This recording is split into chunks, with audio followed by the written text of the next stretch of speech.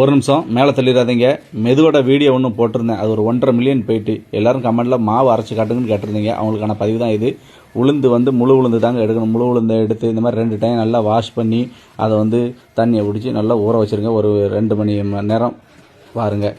நல்லா இப்போ ஊறி வந்துட்டு இதை ரிட்டனும் வாஷ் பண்ணிவிட்டு நம்ம வந்து பாருங்கள் அது எவ்வளோ நல்லா பூ போல் மலர்ந்து வந்திருக்கு பாருங்கள் ஊறி.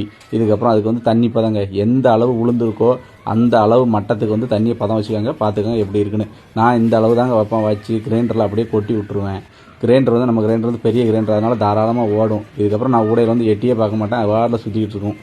பாருங்கள் இப்போ வந்து தண்ணியை வச்சு உங்களுக்கு காட்டுறேன் எப்படி சதன்னு ஓடுதுன்னு. கிரைண்டர் எவ்வளோ ஃபாஸ்ட்டாக இருக்குன்னு பாருங்கள். இப்போ வந்து மாவு வந்து நல்லா பொங்கி இருக்குது, இன்னும் அரைக்கணும். இப்போ வந்து பாருங்கள் கிரைண்டர் கல் சுலவாயிட்டு இப்போ வந்து நல்ல கிரைண்டிங் லெவலில் ஓடிட்டுருக்கும். நான் ஒரு கரெக்டாக அந்த போல் மாவையும் கொட்டி விட்டோம்னா கரெக்டாக ஒரு 1.5 மணி நேரம் கழித்து வந்து பார்ப்பேன், மாவு தயாராக இருக்கும். இந்த பதம் தாங்க. பாருங்கள் எடுத்து இப்படி விடுதேன், நல்லா கட்டியாக இப்படி வந்து இருக்குன்னு பாருங்கள்.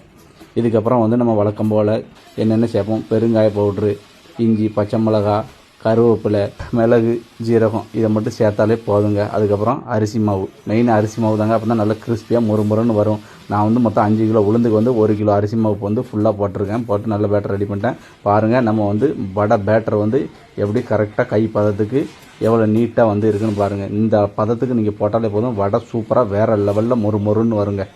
மாதிரி வடை மாவை எடுத்து நல்லா உருட்டி அதை வந்து பெருவரில் வச்சு இப்படி அமுக்கி விடணும். அமுக்கி விட்டு ஹோல் வந்து நல்லா பெருசாகும். இப்படி வந்து குத்தக்கூடாது. இப்படி குத்துனா அந்த வடை வந்து போண்டா மாதிரி தான் இருக்கும். வடை வந்து உங்களுக்கு ஷேப் வராது. பாருங்கள் நான் சொன்ன மாதிரி பெருவரில் வச்சு இப்படி அமுக்கி நீங்கள் ஒட்டிங்கன்னா அந்த வடை வந்து ஒன் போல் சேஃபாக ரவுண்டாக அழகாக வரும்.